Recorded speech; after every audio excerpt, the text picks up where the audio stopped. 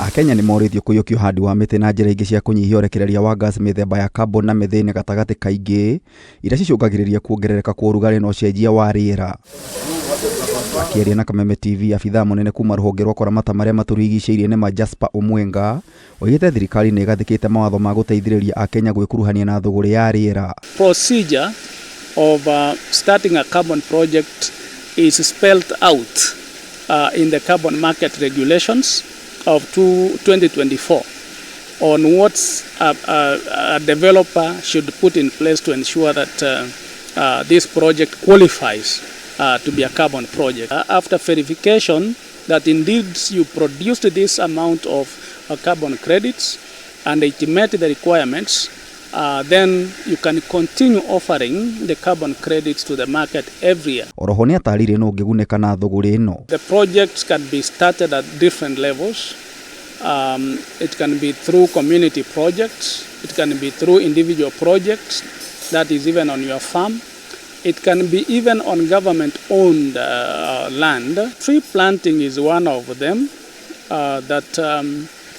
If you are in a place where the forest has been degraded and it has remained so for some time, and you are in a position of re-establishing a forest, and then you conserve it for the next many years, that means those trees are going to absorb this greenhouse gas, mainly the carbon dioxide from the atmosphere.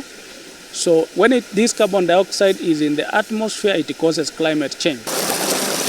We have scientifically proven methods of measuring the amount of carbon dioxide that is removed from the atmosphere by these trees. We say the amount of carbon dioxide which has been sequestered by these trees. So if these are measured and then they are converted into carbon credit, one carbon credit is equivalent to 1 ton of CO2. Tiga ũhandi wa mĩtĩ, Omwenga nĩ atarĩirie ũhũthĩri wa solar, technology cia gũtheria maĩ gatagatĩ ka maũndũ mangĩ nĩmo mũndũ ũrenda kũgunĩka na thũgũrĩ ĩno abatiĩ kũiyũkia. The solar panels, if you are solarizing something. Another one like the energy saving vehicles, that is another project that is Nonland Based. We have projects like water treatment, water treatment technologies that initially people are using a lot of biomass or firewood to treat water for drinking. Gĩkĩro gĩathĩ kĩa mũigana wa gas ĩrĩa mũndũ angĩkorwo agĩkuruhana na thũgũrĩ ĩno no nginyagia akorwo na ũhoti wa kũruta kilo 1,000, kilo 1 kĩgũrũ nginyagia ciringi 3,000 thoko-inĩ ya kĩmabũrũri. These carbon credits, once generated, they are offered to different buyers, and these buyers, depending on their preferences, depending on the integrity, so there's those ones who will offer very good, attractive prices, depending on their preferences, and there are those ones which will not face as high as others. So the price differs.